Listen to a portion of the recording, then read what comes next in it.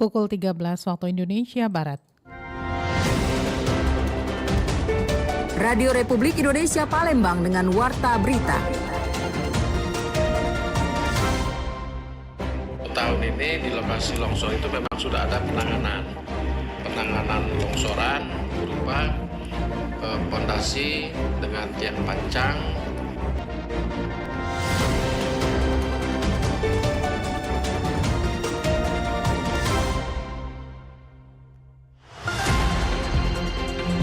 Selamat siang pendengar, Anda mendengarkan Warta Berita Radio Republik Indonesia Palembang. Progres pembangunan flyover Jalan Sudirman Muara Enim mencapai 8%. Proyek senilai 177 miliar rupiah ini ditargetkan selesai pada 24 Desember 2027. Pemerintah Kabupaten Musi Banyu Asin resmi menggeber program Keluarga Maju atau PKM sebagai salah satu program unggulan untuk mempercepat peningkatan kesejahteraan masyarakat. Pendengar, inilah Warta Berita selengkapnya edisi Minggu 2 Agustus 2026. Saya Tata Edins.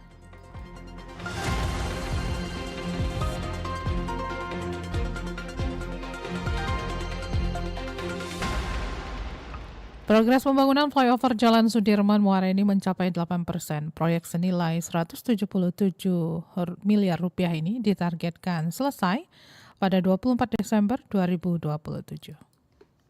Kemacetan kronis akibat perlintasan sebidang kereta api di Jalan Sudirman, Kabupaten Muara Enim mulai menemukan titik terang. Pembangunan flyover Jalan Sudirman yang membelah jalur padat Prabu Muli Muara Enim kini terus menunjukkan tren positif dan berjalan sesuai target. Hingga akhir Juli 2026, pengerjaan fisik proyek strategis ini telah menyentuh angka 8% dengan deviasi positif. Saat ini, tim teknis fokus memperkuat struktur bawah berupa pemasangan fondasi dan pilecap. Infrastruktur senilai 177 miliar tersebut dirancang membentang sepanjang 605,6 meter, mulai dari depan bundaran stasiun Muara Enim hingga area Taman Adipura depan GOR. Kehadirannya diproyeksikan bakal menghentikan penderitaan pengguna jalan yang selama ini tersandra oleh tingginya frekuensi perjalanan kereta api di kawasan tersebut. Pejabat Pembuat Komitmen atau PPK 2.6, Pelaksanaan Jalan Nasional atau PJN 2, Agung Nugroho mengatakan, saat ini progres fisik pengerjaan sudah mencapai sekitar 8% dengan deviasi positif. Fokus pengerjaan tahun ini berada pada pembangunan struktur bawah, yaitu fondasi dan juga pilecap. Secara keseluruhan, proyek masih berjalan sesuai jadwal dan ditargetkan selesai pada 24 Desember 2027. Itu untuk tahun ini di lokasi longsor itu memang sudah ada penanganan longsoran berupa pondasi dengan tiang pancang, kemudian naik ke dinding penahan tanah. Tahapan paling krusial dari proyek ini adalah proses erection atau pengangkatan batang di girder di atas lintas kereta. Demi alasan keselamatan dan kelancaran arus lalu lintas, pekerjaan beresiko tinggi tersebut akan dieksekusi pada malam hari dengan menutup total akses jalan. Jika rampung tepat waktu di penghujung 2027, flyover ini tidak hanya akan menghilangkan resiko kecelakaan di pelintasan sebidang, tetapi juga memperlancar arus logistik dan memacu roda ekonomi di wilayah Kabupaten Muara Enim dan Sumatera Selatan secara luas. Dari Palembang, Sumatera Selatan, Mita Dwi Dasari, Pro 1 RRI terus mengudara untuk Indonesia. Pendengar, semua pihak diminta waspada penggunaan sepeda listrik di jalanan menyusul tingginya angka kecelakaan anak dengan kendaraan tersebut. Masih tingginya penggunaan roda 2 listrik yang digunakan oleh anak-anak maupun orang tua di jalan raya diharapkan dapat menjadi perhatian semua pihak. Hal tersebut diungkapkan Kanit Kamsal Polrestabes Palembang, Aibtu Mutasor. Menurutnya sejauh ini penggunaan kendaraan roda 2 listrik ini sendiri sudah mengganggu aktivitas kendaraan pada umumnya. Hal ini juga mengancam keselamatan bagi penggunanya. Sehingga dengan demikian, seluruh pihak diharapkan dapat lebih bijak dalam penggunaan kendaraan listrik tersebut. Pada masyarakat yang menggunakan sepeda listrik untuk tidak digunakan di jalan raya. Karena kendaraan tersebut kan yang pertama kan kecepatannya lebih rendah. Yang kedua ini kadang-kadang mereka tidak menggunakan helm. Yang ketiga ini kan rentan dengan terjadinya kecelakaan lalu lintas. Jadi harapan kami ya silakan dipakai di komplek, mungkin untuk antar anak sekolah yang dekat-dekat di area. Mutansor juga menambahkan agar pihak sekolah khususnya dapat memantau semua siswanya yang menggunakan kendaraan listrik tersebut agar tidak digunakan untuk aktivitas sekolah, baik saat pergi maupun pulang sekolah. Dari Palembang, Sumatera Selatan, Aditya melaporkan. Wali Kota Ratu Dewa mengatakan evaluasi terhadap ASN tidak hanya berfokus pada kedisiplinan dan moral, tetapi juga terhadap capaian kinerja masing-masing.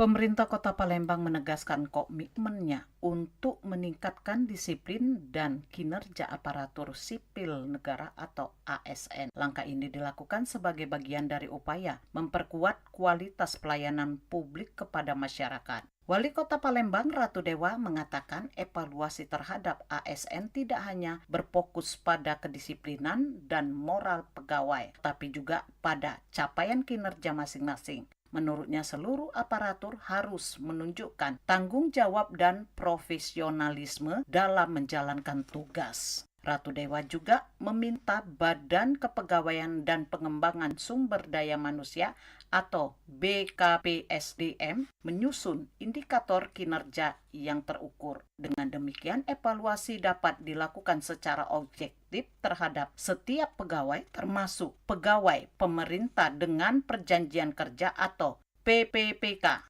Biasanya yang berkaitan dengan masalah kedisiplinan, juga masalah moral, sehingga mereka disiplin. Tetapi saya juga minta dengan BKPSDM, jangan sampai disiplin mereka itu rendah, termasuk kinerjanya. Nanti ada ukuran-ukuran tertentu, apabila tidak tercapai kinerja, maka saya minta P3K ada evaluasi. Karena setiap tahun biasanya ada perpanjangan kontrak. Selain disiplin, capaian kinerja menjadi perhatian utama pemerintah daerah. Bagi P3K yang tidak memenuhi target kinerja sesuai ketentuan, evaluasi akan dilakukan secara berkala sebagai bagian dari mekanisme pembinaan dan peningkatan kualitas aparatur. Pemerintah Kota Palembang berharap penguatan disiplin dan sistem evaluasi berbasis kinerja dapat mendorong ASN bekerja lebih profesional, akuntabel, dan responsif sehingga pelayanan pada masyarakat semakin optimal. Lamsi Harsilitonga melaporkan. Warta berita ini disiarkan secara langsung melalui RRI Pro 1 Palembang di 92,4 FM. Dan disiarkan juga melalui streaming YouTube Pro 1 RRI Palembang dan aplikasi RRI Digital yang bisa diunduh melalui Play Store dan App Store. Anda masih bersama Warta Berita RRI Palembang.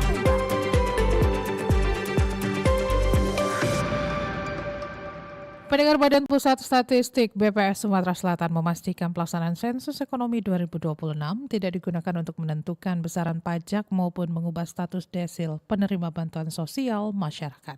Badan Pusat Statistik atau BPS Sumatera Selatan memastikan pelaksanaan sensus ekonomi 2026 tidak digunakan untuk menentukan besaran pajak maupun mengubah status desil penerima bantuan sosial masyarakat. Penegasan tersebut disampaikan menyusul masih adanya kekhawatiran sebagian masyarakat yang tidak bersedia karena takut dikenakan pajak lebih besar atau kehilangan hak menerima bantuan sosial. Kepala BPS Sumatera Selatan Muhammad Wahyu Yulianto menjelaskan bahwa secara aturan perundang-undangan, masyarakat maupun badan usaha memang berkewajiban memberikan data kepada negara melalui BPS dalam pelaksanaan kegiatan statistik. Meski memiliki dasar hukum, Wahyu menegaskan pendekatan yang dilakukan lebih mengedepankan cara persuasif dan kolaboratif dibandingkan penerapan sanksi kepada responden yang belum bersedia memberikan informasi. Berbagai kerjasama dengan pemerintah pusat maupun pemerintah daerah juga dilakukan untuk mempermudah akses pendataan, termasuk di kawasan-kawasan yang sebelumnya sulit dijangkau petugas. BPS menegaskan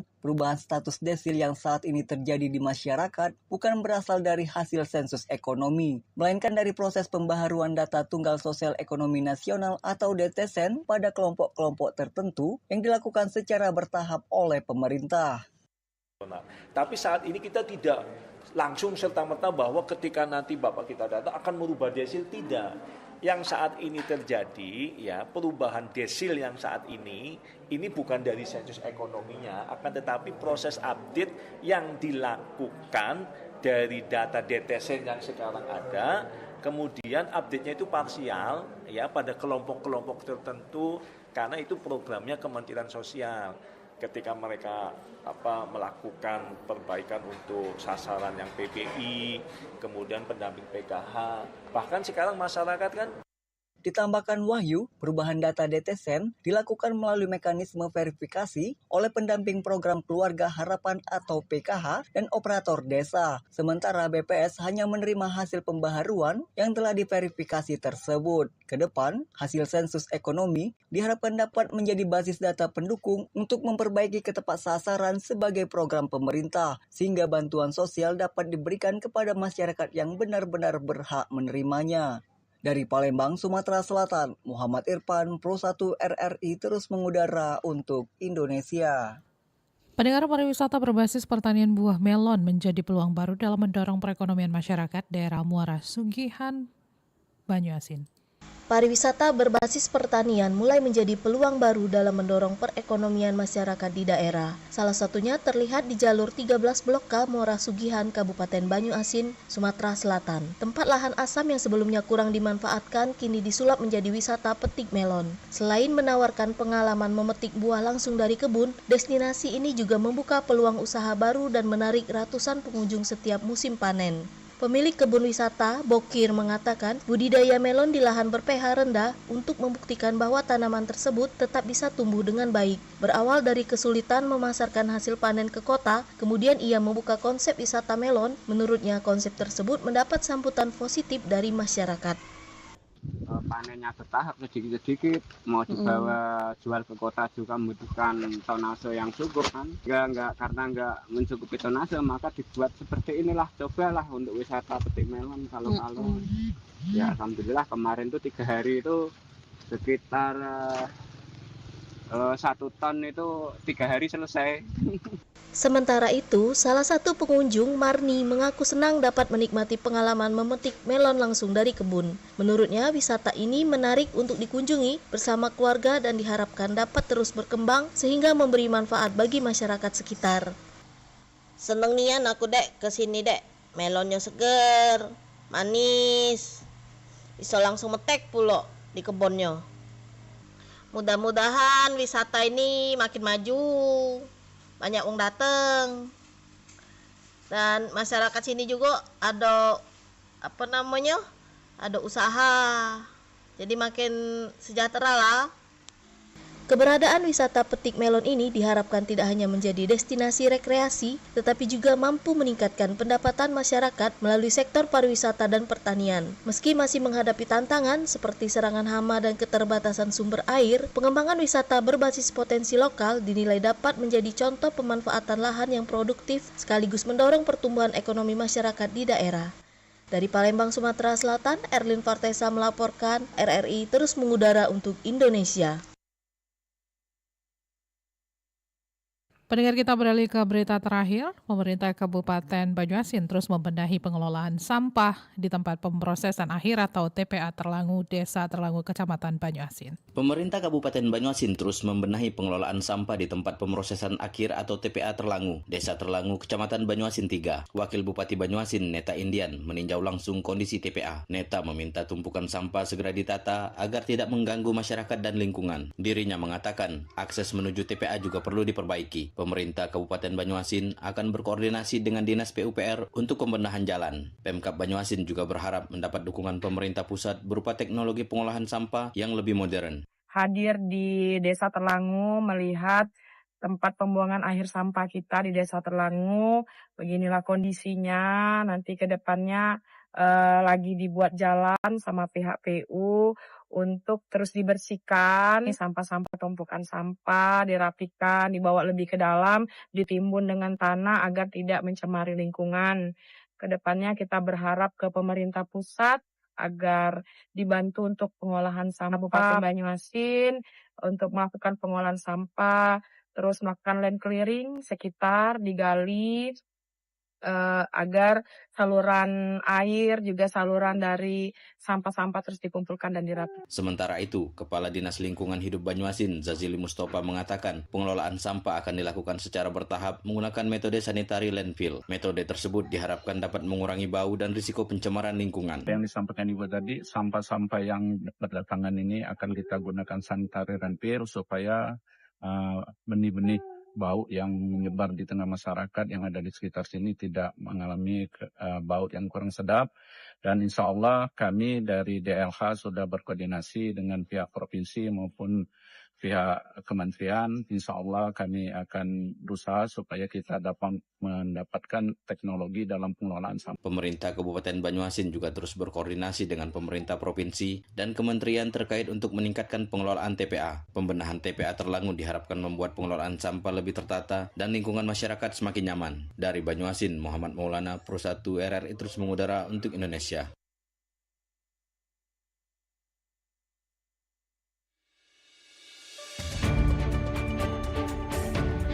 Sekian warta berita produksi Radio Republik Indonesia Palembang. Sebelum berpisah kami sampaikan kembali pokok-pokok berita. Progres pembangunan flyover Jalan Sudirman Muara Enim mencapai 8%. Proyek senilai 177 miliar rupiah ini ditargetkan selesai pada 24 Desember 2027.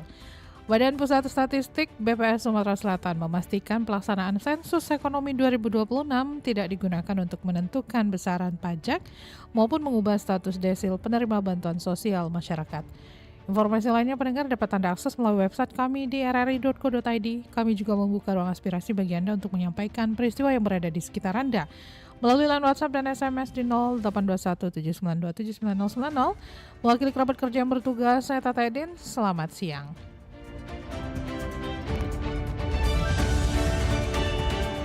Demikian Warta Berita Radio Republik Indonesia Palembang.